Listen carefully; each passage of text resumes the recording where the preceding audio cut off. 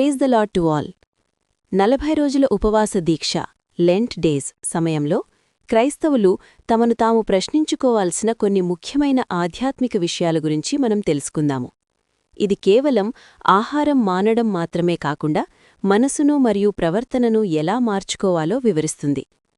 అసలు ఉపవాసము అంటే ఏమిటి? దేవునికి దగ్గర ఎలా అవ్వాలి?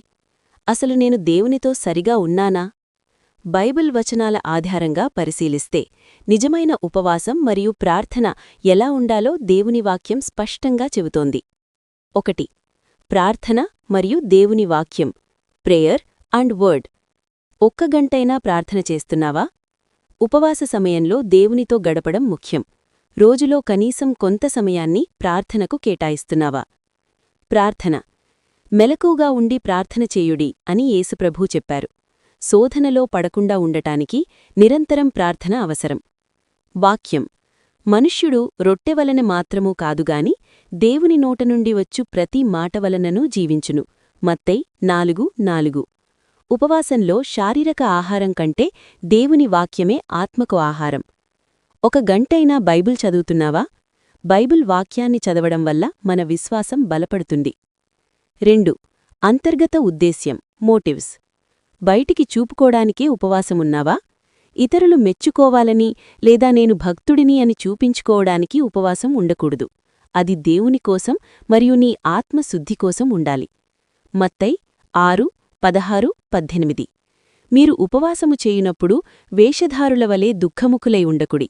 తాము ఉపవాసము చేయుచున్నట్టు మనుషులకు కనబడవలెనని వారు తమ ముఖములను వికారం చేసుకొందురు.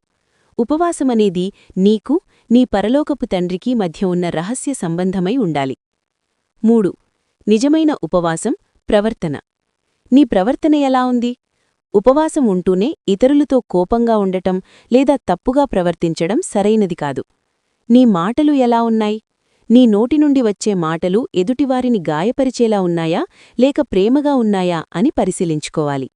కేవలం ఆహారం మానడం వల్ల ప్రయోజనం లేదు.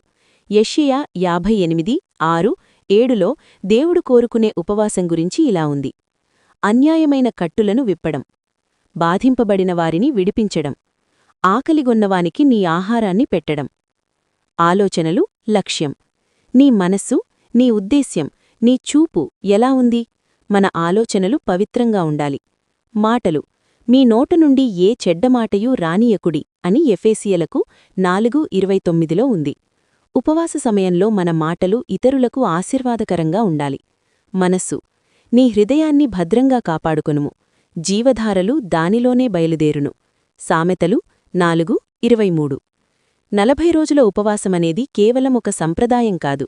నిజమైన ఉపవాసమంటే కేవలం కడుపు మార్చుకోవడం కాదు, మనస్సును మార్చుకోవడం, దేవునికి దగ్గరవ్వడం, పవిత్రంగా జీవించడం మరియు క్రమశిక్షణతో ఉండడమే ఈ 40 రోజుల fasting prayers. God bless you all. Amen.